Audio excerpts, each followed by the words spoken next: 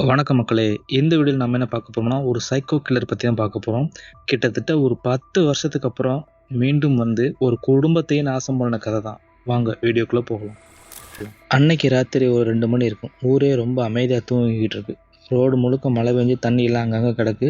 தெருவுளுக்கு எல்லாம் மழை பெஞ்சதுனால மினிச்சு மினிச்சு எரிஞ்சுக்கிட்டு இருக்கு. இந்த மாதிரி டயத்துல வந்து யாரோ வந்து கதவை தட்டுறாங்க டக் டக்குன்னு. ஸோ அந்த வீடு வந்து ஒரு ஓரமாக இருக்கக்கூடிய ஒரு இண்டிபெண்டன்ட் ஹவுஸ். அந்த ஹவுஸில் யார் இருக்கான்னு பார்த்தீங்கன்னா, ரமேஷும் அவரோட ஒய்ஃப் லதாவும் இருக்காங்க.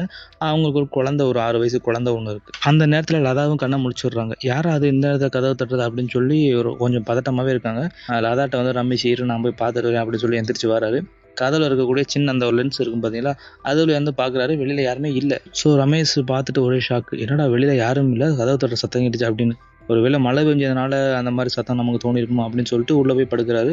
படுத்த கொஞ்ச நேரத்திலே வந்து மறுபடியும் அந்த டக் டக்குன்னு சவுண்டு கேட்குது. உடனே ரமேஷ் வந்து கதவை திறக்கிறாரு. கதவை திறந்து வெளியில பார்த்தா வெளியில யாருமே இல்லை. ஒரு 2-3 ஸ்டெப் முன்னாடி போய் பார்க்குறாரு. சுற்றி சுற்றி பார்க்குறாரு. அங்கிட்டும் யாரும் இல்லை. சரி யாரும் இல்லைன்னு சொல்லி விட்டு மறுபடியும் ரிட்டர்ன் வரான். ரிட்டர்ன் வரும்போது ஒரு சின்ன பேப்பர் வந்து அவன் வாசல்ல கிடக்கு. அதை எடுத்து பார்க்குறான். அந்த பேப்பர்ல ஒரு வசனம் இருக்கு. என்ன இருக்குன்னு பார்த்தீங்கன்னா, நீங்க 2 பேரும் உள்ள இருக்கிறத நான் தெரிஞ்சுக்கிட்டேன் அப்படின்னு ஒரு லைன் இருக்கு. ஸோ இதை பார்த்த உடனே ரமேஷ்க்கு உடம்பெல்லாம் ஒரு மாதிரி நடுங்க ஆரம்பிச்சிருச்சு. உடனே உள்ள போயிட்டு கதவை பூட்டிக்கிட்டான். அவன் உள்ள வந்த உடனே ரமேஷை பார்த்து லதா கேட்குறாங்க, ஏங்க ஒரு மாதிரி பதட்டமா இருக்கீங்க, என்னாச்சு அப்படின்னு கேட்ட உடனே அவன் கையில இருந்த பேப்பரை வந்து லதா கிட்ட கொடுக்குறான். அதை பார்த்த உடனே லதாவுக்கு என்ன பண்றதுனே தெரியல. ஒரு மாதிரி ரொம்ப பயப்பட ஆரம்பிச்சிட்டா. அவங்க 2 பேரும் அன்னைக்கு ஃபுல்லா தூங்கவே இல்லை. அடுத்த நாள் காலையில எல்லாமே நார்மலா இருக்கிற மாதிரி தான் இருந்துச்சு. ஆனால் லதானால அதை ஏத்துக்கவே முடியல. யாரா இருக்கும், ஏன் இப்படி பண்றாங்க அப்படிங்கிற தாட்டு ஓடிக்கிட்டே இருக்கு. கொஞ்சம் பயமாவும் பதட்டமாவும் வேற இருக்கா. அன்னைக்கு சாயந்தரம் வந்து லதா மட்டும் தனியா இருக்காங்க. இவன் வந்து ஆஃபீஸ் போயிட்டான். குழந்தை வந்து டியூஷன் போயிடுச்சு. ஸோ லதா மட்டும் தனியா வீட்டில் இருக்காங்க. லதா போயிட்டு கிச்சன்ல போயிட்டு ஏதோ சமைச்சுக்கிட்டு இருக்கா. இந்த டயத்துல வந்து டிவி அதுவும் ஆன் ஆகி ஓடிக்கிட்டு இருக்கு. அவளுக்கு சத்தம் கேட்டு வெளியே வந்து பாக்குறா. என்னடா இது டிவி யார் போட்டா அதுவா ஓடிக்கிருக்கு அப்படின்னு சொல்லி, சரி ஓகே நம்ம தான் மறந்துட்டோம் போல அப்படின்னு சொல்லி ரிமோட் எடுத்து ஆஃப் பண்ணிட்டு மறுபடியும் கிச்சன்ல போய் சமைக்க ஆரம்பிக்கிறா. அவள் உள்ள போன கொஞ்ச நேரத்துல வந்து மறுபடியும் டிவி ஓடுற சவுண்டு கேட்குது. என்னடா இது அப்படின்னு சொல்லி மெதுவா வந்து எட்டி பார்க்குறா. அவளுக்கு ஒரு பெரிய ஷாக்கு. என்னன்னு பார்த்தீங்கன்னா, அவங்க வீட்டோட ஹாலு எல்லாமே வந்து கேமராவில் ஃபோக்கஸ் பண்ணி டிவியில் ஓடிக்கிட்டு இருக்கு. ஸோ அந்த டிவியில் ஓடக்கூடிய வீடியோவில் என்ன ப்ளே ஆகுதுன்னு பார்த்தீங்கன்னா, நேற்று நைட்டு நடந்த சம்பவங்கள். இவன் போய் கதவை திறந்தது, பேப்பர் எடுத்து படித்தது, இது எல்லாமே ரெக்கார்ட் ஆகி டிவியில் ஓடிக்கிட்டு இருக்கு. இதை பார்த்த உடனே அவளுக்கு என்ன பண்ணுறது ஏது பண்ணுறதுன்னு தெரியல லதாவுக்கு. அந்த வீடியோக்கு கீழே இன்னும் ஒரு லைன் ஓடுது. என்ன லைன்னா, நான் உங்கள் வீட்டுக்குள்ளே தான் இருக்கேன் அப்படின்னு. இதை பார்த்த உடனே ரொம்ப பதட்டமாகி ஃபோனை எடுத்து ரமேஷுக்கு ஃபோன் அடித்து உடனே வர வைக்கிறா வீட்டுக்கு. ஸோ இவளுக்கு கையெல்லாம் நடுக்க ஆரம்பிச்சிருச்சு. அப்படியே ஃபோனை வச்சுட்டு மெல்ல திரும்புகிறா. திரும்பி பார்த்தா அந்த ரூமில் வந்து ஒரு கர்டன் இருக்கும், ஒரு துணி மாதிரி இருக்கும். அதுக்கு பின்னாடி ஏதோ ஒரு உருவம் நிற்கிற மாதிரி இருக்கு. அவள் அப்படியே பார்த்துட்டு ஃப்ரீஸ் ஆகி நிற்கிறா. லதாவோட மூச்சை நின்று போகிற மாதிரி ஆயிடுச்சு. கால் நடுக்கத்தில் அங்கேருந்து அசைய முடியலை, எதுவும் பண்ணவும் முடியல. அப்போ தான் கிச்சன்லேருந்து ஒரு டமால்னு சத்தம் கேட்குது. என்ன பார்த்தீங்கன்னா பாத்திரம் கீழே விழுகுது. ஸோ இந்த சத்தத்தை கேட்டோன்னா லதாவுக்கு மேலும் அலர்ஜி ஆகி உடம்புல ஒரு மாதிரி புல்லரிக்க ஆரம்பிச்சிருச்சு. அந்த கர்டனுக்கு பின்னாடி இருக்கக்கூடிய ஆளை பார்த்துட்டு, நீங்கள் யாரு, உங்களுக்கு யார் வேணும், எப்படி நீங்கள் உள்ளே வந்தீங்க அப்படின்னு ரொம்ப பயந்து போய் கேட்டுக்கிட்டு இருக்கா. அவன் எந்த பதிலுமே சொல்லலை. அதுக்கு பதிலாக ஒரு கேமராவை லதா கையில் காட்டினான். நேற்று நைட்டில் தான் நான் செட் பண்ணேன், நீங்கள் எல்லாம் ரொம்ப அழகான ஃபேமிலி அப்படின்னு லதா கிட்ட அந்த சைக்கோ சொல்கிறான். அந்த கில்லர் சொல்கிற வார்த்தையை கேட்ட உடனே லதா கண்ணில் டக்குன்னு கண்ணீர். ஏன் என்னாச்சுன்னு பார்த்தீங்கன்னா, குழந்தைய பற்றி யோசிக்கிறான். ஆஹா அவன் டியூஷன் முடிஞ்சு வந்துருவானே, இப்போ அவன் உள்ளே வந்தால் இவங்களை மாட்டிக்கிறவானே, என்ன பண்ணலான்னு யோசிக்கும் போது கதவு தட்டுற சத்தம் கேட்குது. ஆஹா வந்துட்டான் போலன்னு சொல்லி அவனும் முழிக்கிறான், இவளும் முழிக்கிறா. உடனே அந்த கில்லர் என்ன பண்ணுறான், கத்தியை எடுத்து லதாவை மிரட்டி சத்தம் போடாமல் கதவை திற அப்படின்னு சொல்கிறான். அவளும் கதவை திறந்தா அந்த குட்டி பையன் உள்ளே வரான். உள்ளே வந்ததுக்கப்புறம் டோரை லாக் பண்ணிட்டாங்க. அந்த பையன் உள்ளே வந்த உடனே அந்த கில்லரை பார்த்த உடனே அப்படியே ஷாக் ஆகிட்டு நின்றுட்டான். நின்ன உடனே அந்த கில்லர் என்ன பண்ணுறான், அவன் பேக்கை வாங்கி உள்ளே இருந்து ஒரு நோட் எடுக்கிறான். என்ன நோட்டுன்னு பார்த்தீங்கன்னா டிராயிங் நோட்டு. அதில் என்ன வரைஞ்சிருக்கான் பார்த்தீங்கன்னா, ஒரு ஃபேமிலி அழகாக இருக்கிற மாதிரி வரைஞ்சிருக்கான். அதை பார்த்துட்டு அந்த கில்லர் வந்து சிரிச்சுக்கிட்டு இருக்கான். அந்த சைக்கோ சிரிக்கிறத பார்த்த உடனே லதா என்ன பண்ணுறா, ப்ளீஸ் எங்களை விட்டுடுங்க, நாங்கள் எதுவும் பண்ணலை, எங்களை விட்டு போயிடுங்க அப்படின்னு சொல்லிக்கிட்டு இருக்கா. அவன் அதுக்கும் சிரிக்கிறான். நான் யாரையும் ரீசன் இல்லாமல் கொலை பண்ண மாட்டேன் அப்படின்னு சொல்லிட்டு லதா பக்கத்தில் வந்து, உன் புருஷன் ஒரு பழைய கிரைமை மறைச்சு வச்சிருக்கான், அவன்கிட்ட கேளு அப்படின்னு இவன் சொல்கிறான். இதை கேட்ட உடனே லதாவுக்கு ஒரே ஷாக்கு. என்ன கிரைமு, என்ன பண்ணாரு அப்படின்னு கேட்கறதுக்கு முன்னாடியே வந்து போலீஸ் வேன் வர சவுண்டு கேட்குது. அந்த போலீஸ் வேன் வர சவுண்டு கேட்ட உடனே கில்லர் ஃபேஸ் உடனே சீரியஸ் ஆயிடுச்சு. போலீஸை யாரு வரவழைச்சா பார்த்தீங்கன்னா, இவன் தான் வரவழைச்சிருக்கான். யாரு, இந்த சைக்கோ. இவன் வீட்டுக்குள்ள இருக்க ஜன்னல் வழியா பார்க்குறான். போலீஸ் வேன் வந்து நிற்கிது. உள்ள இருந்து இன்ஸ்பெக்டர் கீழே இறங்குறாரு.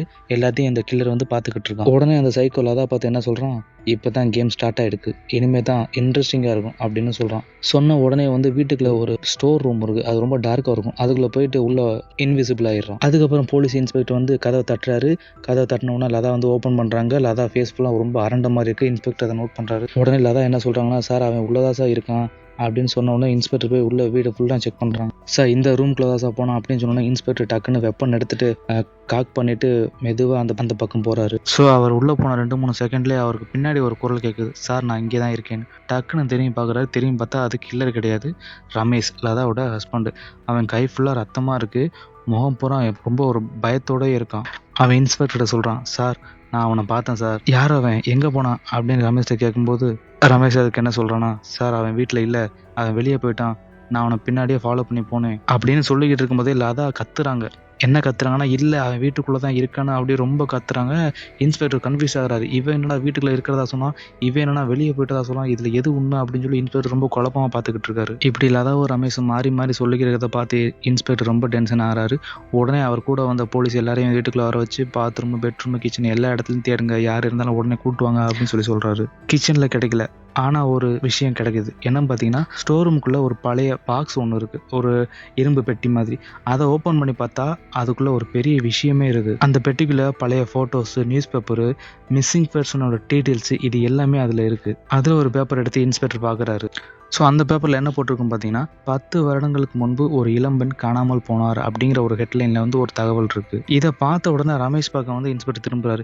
ஏன் இவன் இதெல்லாம் எடுத்து வச்சிருக்கான் அப்படிங்கிற மாதிரி ஒரு தாட்டில் அவனை பார்க்குறாரு. அதை பார்த்து ரமேஷை பார்த்துட்டு இன்ஸ்பெக்டர் கேட்குறாரு, என்னது இது, இதெல்லாம் எதுக்கு நீ எடுத்து வச்சிருக்க, இதுக்கு உனக்கு என்ன சம்மந்தம் அப்படின்னு கேட்கும்போது ரமேஷ் திருன்னு முழிக்கிறான். அந்த பொண்ணுக்கு உனக்கு என்ன சம்மந்தம்னு கேட்கும்போது அவன் சொல்ல ஆரம்பிக்கிறான், இந்த பொண்ணு லாஸ்ட்டாக என் கம்பெனியில் தான் ஒர்க் பண்ணாங்க அப்படின்னு சொல்லும் போதே லதாவுக்கு கண்ணு பெருசாகுது. ரமேஷ் சொல்ல ஆரம்பிக்கிறான், 10 வருஷத்துக்கு முன்னாடி அந்த பெண்ணு என் கூட தான் வேலை பார்த்தாங்க, அவங்க பேர் நிவேதா, என்னோட கொல்லிக்கு தான். நான் ஒரு நாள் லேட்டாக ஆஃபீஸ்லேருந்து வந்தேன். ஸோ காரில் 2 பேரும் தான் வந்தோம். ஒரு சின்ன பிரச்சனை ஆயிடுச்சு. உடனே அவங்க காரை விட்டு வெளியே போனாங்க. ஸோ அவங்கள நான் சமாதானப்படுத்தி மேலே காருக்குள்ளே ஏற்றலாம் பார்த்தப்போ ஸ்லிப்பாகி கீழே விழுந்து தலையில் அடிபட்டுருச்சு. அதோட அவங்க மயக்கமாயிட்டாங்க.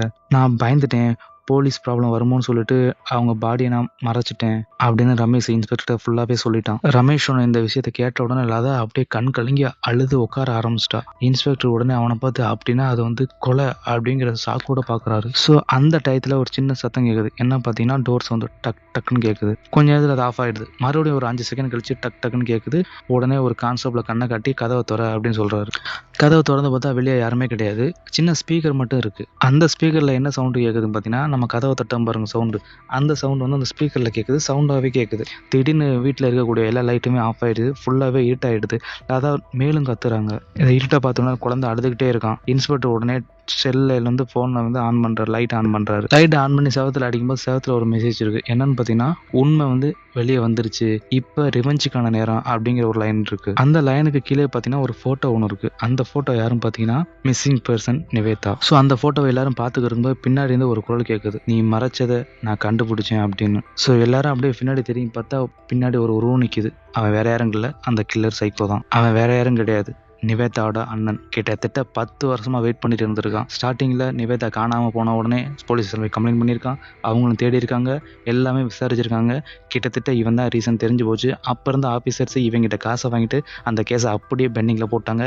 இது எல்லாத்தையும் நோட் பண்ணிட்டு இருந்திருக்கான். இவனுக்கு சரியான நம்ம பதிலடி கொடுக்கணும்னு சொல்லிட்டு கிட்டத்தட்ட இவனோட லைஃப் நல்லா செட்டில் ஆகணும், கல்யாணம் பண்ணி புள்ள குட்டி எல்லாம் செட்டில் ஆகி நல்லா சந்தோஷமாக இருக்கும்போது இவனை நம்ம கொண்டு இவன் லைஃபை நம்ம கொலாப்ஸ் பண்ணணும் அப்படிங்கிற தாட்டில் தான் நிவேதாவோட அண்ணன் இருந்திருக்கான். ஸோ எல்லாரும் திரும்பி அந்த சைக்கோவை பார்க்கும்போது அவன் கையில் ஒரு கத்தி இருக்குது. அந்த கத்தியை கீழே போடு, இல்லைன்னா நான் அவனை சுற்றுவேன் அப்படின்னு இன்ஸ்பெக்டர் சொல்கிறாரு. உடனே அந்த சைக்கோ என்ன பண்ணுறான், லதாவோட பையன் பக்கம் ஓடுறான். ஓடிக்கிட்டே என்ன சொல்கிறான், இதுதான் உனக்கு உண்மையான பனிஷ்மெண்ட் ரமேஷ் அப்படின்னு சொல்லி அந்த பையனை நோக்கி ஓடும் போதே லதா கத்துறாங்க, ப்ளீஸ் என் பையனை விட்டுடு அப்படின்னு சொல்லி. இதை பார்த்த இன்ஸ்பெக்டர் என்ன பண்ணுறாரு, உடனே ட்ரிக்கரை ப்ரெஸ் பண்ணுறாரு. டம்மாலும் ஒரு சவுண்டு. ஆனால் குறி மிஸ் ஆகிடுச்சு. கில்லர் மேலே படலை, செவத்து மேலே பட்டுருச்சு. அந்த பையனை பிடிச்சி அவன் கழுத்தில் கத்தியை ஃபஸ்ட்டான் அந்த சைக்கோ. இன்ஸ்பெக்டர் சொல்கிறார் அந்த சைக்கோ கிட்ட, இங்கே பாரு, இது தெரிஞ்சோ தெரியாமலோ நடந்துருச்சு. இந்த தப்பு எல்லாத்தையும் சட்டம் பார்த்துக்கிறோம், நீ எதுவும் பண்ணக்கூடாது, உனக்கும் ஒரு பெரிய பனிஷ்மெண்ட் இருக்குது அப்படின்னு சொல்லுவார். அதுக்கு அவன் என்ன சொல்லுவானா, இத்தனை வருஷமும் சட்டம் என்ன பண்ணுச்சு அப்படின்னு கேட்பான். சரி ஓகே, நடந்து போச்சு, இப்போ நம்ம என்ன பண்ணணுமோ அதை தான் பண்ண முடியும், ப்ளீஸ் அவனை சின்ன பையனை விட்டுரு அப்படின்னு சொல்லி இன்ஸ்பெக்டர் கேட்குறாரு. அதுக்கு அந்த சைக்கோ ரமேஷ் கிட்ட சொல்கிறான், நீ ஒரு உயிரை எடுத்த, நான் உன் வாழ்க்கையே எடுத்துருவேன் அப்படின்னு சொல்லி. அதுக்கு ரமேஷ் என்ன சொல்கிறான், ப்ளீஸ் அவனை விட்டுரு, என்னையை எடுத்துக்கோ, என் உயிரை எடுத்துக்கோ அப்படின்னு சொல்லி அவன் கத்துறான். நான் தான் தப்பு பண்ணேன், எனக்கு எந்த பனிஷ்மெண்ட் வேணால் கொடு, என் ஃபேமிலியை விட்டுரு அப்படின்னு சொல்லி அந்த கில்லர் கிட்ட ரமேஷ் கெஞ்சிக்கிட்டு இருக்கான். அந்த சைக்கோ கையில் தான் குழந்தை இருக்கான். குழந்தை கையில் கழுத்தில் கத்தியை வச்சிருக்கான். லதா சைடில் நிற்கிறாங்க. லதா கையில் ஒரு பூந்தொட்டி மாதிரி ஒன்று வெயிட்டான பொருள் ஒன்று இருக்குது. இந்த சைடு போலீஸ் டீமும் எல்லாரும் நிற்கிறாங்க. ரமேஷ் அவன்கிட்ட கெஞ்சிக்கிட்டு இருக்கான். இது எல்லாத்தையும் பார்த்து லதா என்ன பண்ணுறாங்க, அந்த தொட்டி எடுத்து இவன் தலையில் அடிச்சிடுறாங்க. அடித்த உடனே டக்குன்னு அவன் பேலன்ஸ் லூஸ் ஆயிடான். லூஸ் ஆன உடனே இன்ஸ்பெக்டர் வந்து அவனை சுட்டுறாங்க. சுட்ட உடனே அவன் அப்படியே கீழே விழுந்துடுறான். குழந்தை வந்து லதா பிடிச்சிடுறாங்க. உடனே ரமேஷ் வந்து அந்த கில்லர்கிட்ட போகிறான். கில்லர் வந்து ரமேஷ் கிட்ட என்ன சொல்கிறான்னா, இப்போ நீ செஞ்சது உலகத்துக்குமே தெரிஞ்சிடும் அப்படின்னு சொல்கிறான். சொல்லிக்கிட்டே என் தங்கச்சிக்கு ஜஸ்டிஸ் கிடச்சிருச்சு, நீ பண்ண தப்பு இப்போ இந்த உலகத்துக்கே தெரிஞ்சு உனக்கு தண்டனையே வரப்போகுது அப்படின்னு சொல்லிட்டு அவன் இறந்து போயிடுறான். ரமேஷ் 10 வருஷத்துக்கு முன்னாடி செஞ்ச தப்பு அவன் நினச்ச மாதிரி அப்படியே போயிடலை, நேரம் பார்த்து வந்திருக்கு. அந்த கில்லர் வந்து சாதாரண கில்லர் இல்லை, அவன் ஒரு ரிவெஞ்சுக்காக வளர்ந்துருக்கான். அவனோட நோக்கம் ரமேஷை கொலை பண்ணுறது மட்டும் கிடையாது, ரமேஷோட வாழ்க்கையே நாசமாக்கணுங்கிறதான். தப்பு செஞ்சவனுக்கு தண்டனை நிச்சயம் வரும். உண்மை எவ்வளவு லேட் ஆனாலும் கண்டிப்பாக வெளியில் வந்துடும். ஒரு நிமிஷம் பயம் காரணமாக எடுத்த ஒரு ராங் டிசிஷன் ஒரு வாழ்க்கையே டெஸ்ட்ராய் பண்ணிடுச்சு. தேங்க்ஸ் ஃபார் வாட்சிங் மக்களே. இது வரைக்கும் பொறுமை பார்த்த எல்லாருக்குமே ரொம்ப நன்றி. ஸோ நம்ம சேனலை சப்ஸ்கிரைப் பண்ணிக்கிறோங்க. நம்ம சேனலில் எதுவும் கரெக்ஷன் பண்ணணும், இல்லை உங்களோட ஸ்டோரிஸ், உங்களுக்கு தெரிஞ்ச க்ரைம் ஸ்டோரிஸ், த்ரில்லர் ஸ்டோரிஸ் எதுவாக இருந்தாலும் கமெண்ட்டில் சொல்லுங்கள். இல்லை நான் மெயில் ஐடி போட்டிருக்கேன், அதுலேயும் சொல்லுங்கள். நெக்ஸ்ட் வீடியோவில் நான் அப்லோட் பண்ணுறேன். தேங்க்யூ ஸோ மச் மக்களே.